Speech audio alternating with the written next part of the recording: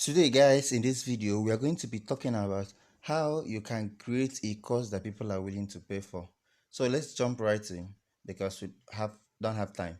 So the first things first, let's get the first things right. The first thing you do when you want to create a course is to find a niche where you are comfortable in creating a course on. So this could be the experiences you've had, a problem you faced, and you were able to find a solution for yourself. A course you studied in school that you've practiced and mastered, a job you've had, or a frustration you had with your job, something, a problem that took you time to get a solution to, something you know that people are really struggling with that you know you can help them with. So that is the first place you start. You figure out the niche and you find a unique problem in that niche to solve.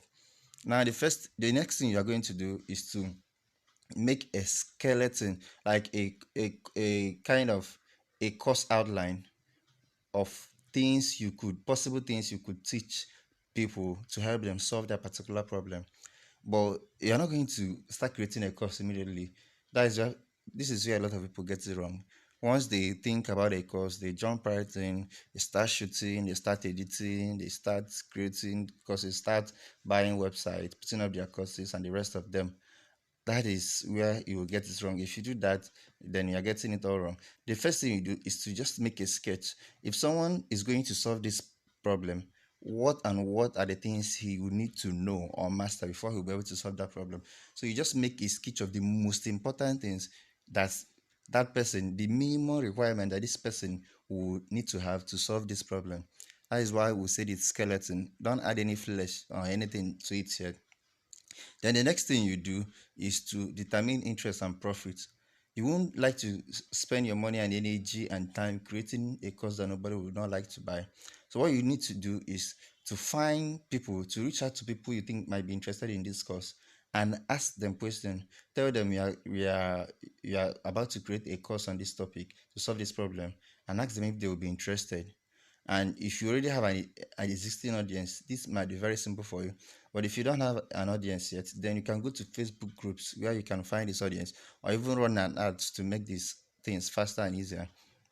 So you can just uh, set up a Google form where you ask people questions, or you just ask people to indicate interest. What you need to know first, what you want to find out first, is that people are interested in solving this problem.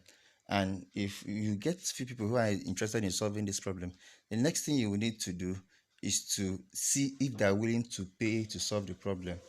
You see, a lot of times people want to solve a problem, but they're not willing to pay to solve that problem. So what you do first is, if you get some people who are interested in this problem, find out if they're also willing to pay for it. Even if it's not, you're not going to charge them as much as you charge on the original cost. Just try to see if they can make any financial commitment. So if you're able to get some people to declare interest and to pay you money, bring out their wallet and pay, then we can consider this course, this our topic, as something that is profitable.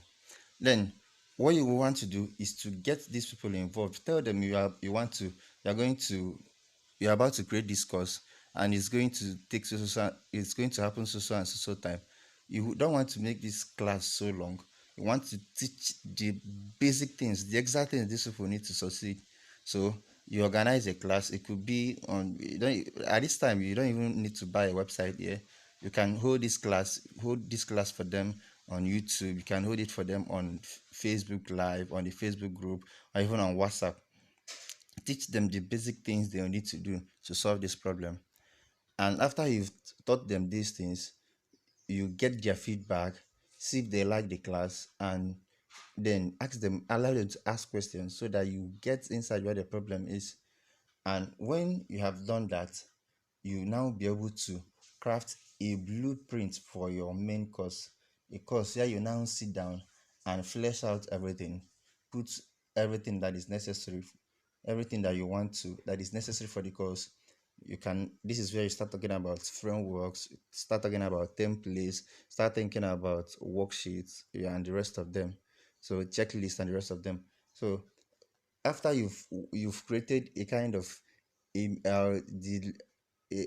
have created a test class for some people, with some people, and you've gotten their feedback, and you've learned how to improve your course. you can then create or craft a blueprint. If the first class was not successful, the first test class was not successful, then this feedback will also help you to create another test class. You now look at the feedback people are giving you after the first course and see how you can improve and test again until you're able to start getting positive feedback after this class. That is when you are ready to create the main course. So when you get positive feedback, that is when you now create a blueprint, a complete course, then add other things that will help the people in the course, add bonuses and the rest of them. And then when you've done all these things, then you are ready to start building your course. After you've seen that this course, people have interest in this course and people are willing to pay for this course, then that is when you start building the course. And after you've tested out, taking time to do a test class once or twice, a paid test class once or twice, and you've got some people's feedback, you know what the major problems people are facing in this on this topic, about this topic. So then you can now build your main course.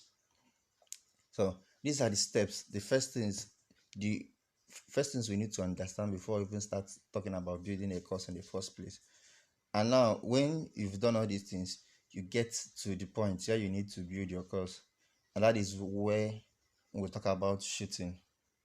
So, if you've done the first things first rightly, then by now you've done you've created a topic, you've tested, and you've seen that this topic is profitable.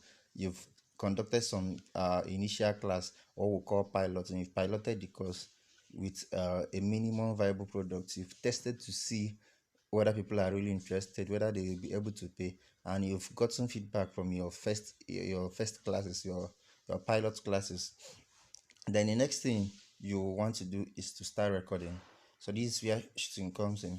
So I'm not going to take time to do a full course on shooting, but I just want to mention a few things you need to look into while shooting. So if you when you start recording your courses, whether you're recording with a professional camera or whether you're recording with your phone, you want to be mindful of these things. And the first thing is lighting.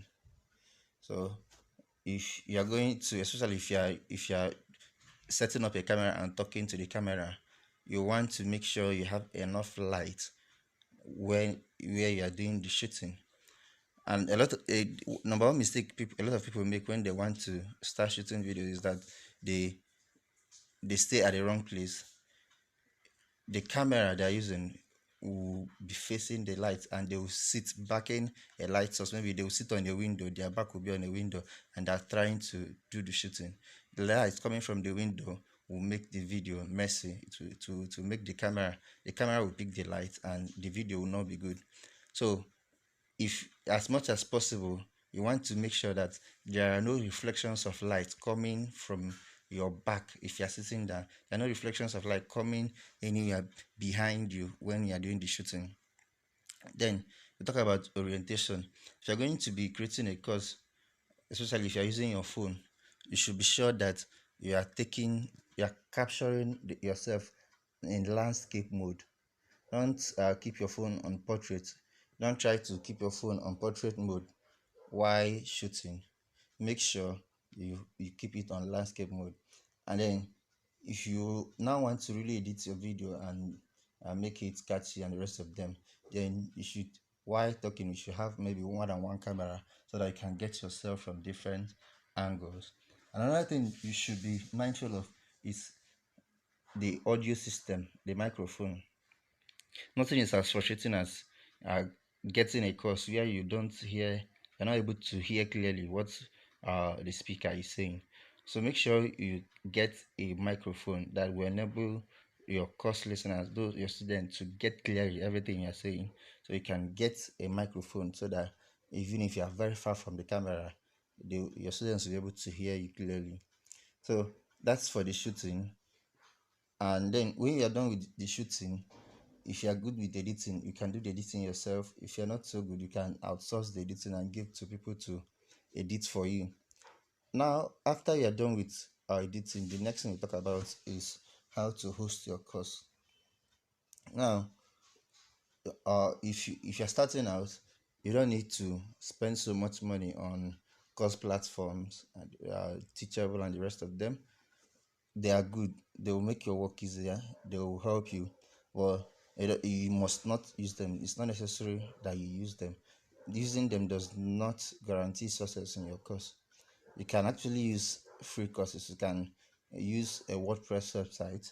You can use even a Google site. You can host your course on YouTube, create a playlist, and then send people to that place. Just get a page where people can access that your course in a sequence in the right order from. So that is one way to one free option to host your course. So you can use Google Sites, you can use a WordPress domain, or any free website. You can use System.io, or if you have a ClickFunnels account, you can use ClickFunnels. These are free options for you. But then if you don't want to go with free options, especially if you want to ensure that your course is protected and people don't get access to your course without paying, then that is when you go for paid options so that you can have more control over your course, and so that you can restrict access to the course. So when you want to go with paid options, then you can go with ClickFunnels too. Then you can also go with Teachable, and just you can visit Google and then browse a list of course hosting platforms that you can use for your course. Or you can even buy your own domain name and hosting and host your class on your own website. So these are the options you have. And I believe we've learned a lot of things from this video. So guys, if you like my videos, subscribe to my channel, like this video and subscribe to my channel, and I'll see you in the next video.